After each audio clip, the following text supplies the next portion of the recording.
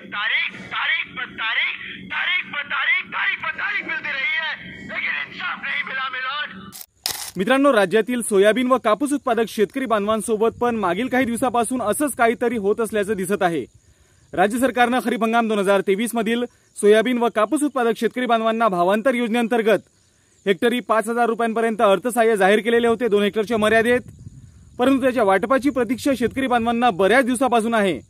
शेतकरी बांधव अगदी त्रस्त झालेले आहेत तारीखवर तारीख ऐकून, परंतु शासनाकडून मात्र नुसती तारीख पे तारीख दिली जात होती।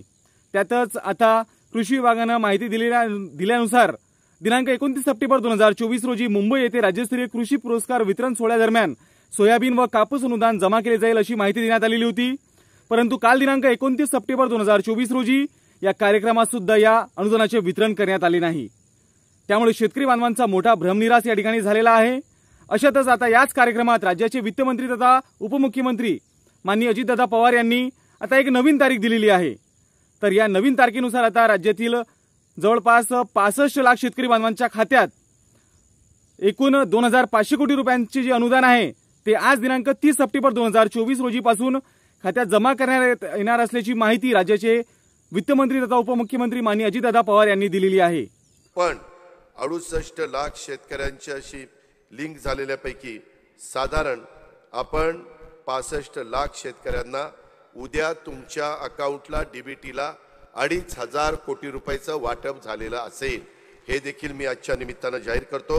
हा पहिला टप्पा आहे। राहिलेला टप्पा देखील जशी जशी तुमची कागदपत्रांची पूर्तता होईल तसं त्यांना पण त्या हिशोबाने त्यांचे पण रकमा ह्या डीबीटीवर त्यांच्या अकाउंटला दिले जातील। त्याच्यात कुठल्याही प्रकारची दिरंगाई ही होऊन दिली जाणार नाही।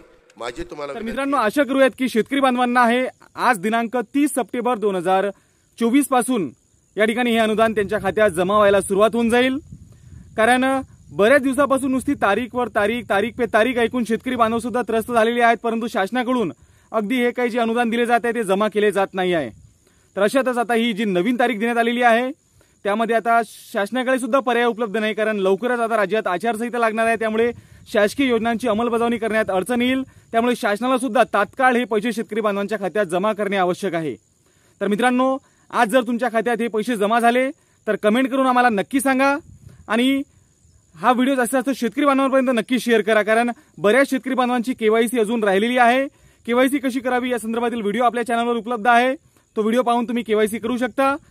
तर आशा करूयात की हा व्हिडिओ तुम्हाला माहितीपूर्ण आणि उपयुक्त वाटला असेल, त्यामुळे व्हिडिओला लाईक करा, चॅनलला सबस्क्राइब करून घ्या, नोटिफिकेशन बेल नक्की दाबा। तर आजच्या व्हिडिओमध्ये एवढंच, भेटूयात पुढील व्हिडिओमध्ये नवीन माहितीसह। धन्यवाद।